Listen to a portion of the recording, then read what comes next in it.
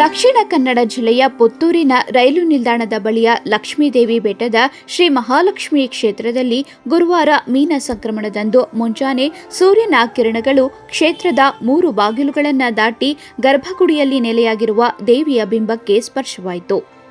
ಕ್ಷೇತ್ರದಲ್ಲಿ ಪ್ರತಿ ವರ್ಷದಂತೆ ಈ ವರ್ಷವೂ ಮೀನ ಸಂಕ್ರಮಣದ ದಿನ ಗರ್ಭಗುಡಿಯಲ್ಲಿರುವ ಮಹಾಲಕ್ಷ್ಮೀ ದೇವಿಯ ಬಿಂಬಕ್ಕೆ ಮುಂಜಾನೆ ಸೂರ್ಯ ರಶ್ಮಿಯ ಸ್ಪರ್ಶವಾಯಿತು.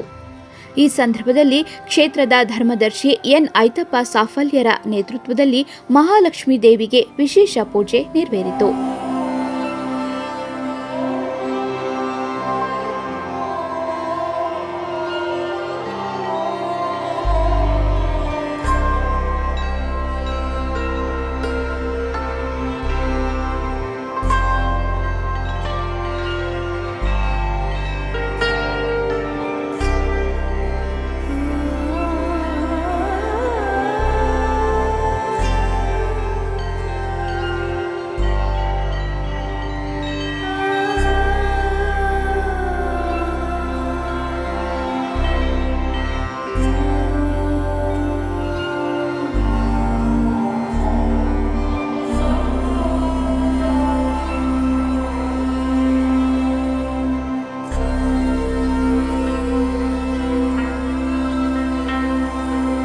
ವೈದಿಕರಿಂದ ವೇದ ಘೋಷ ಮಂತ್ರ ಮೊಳಗಿತು.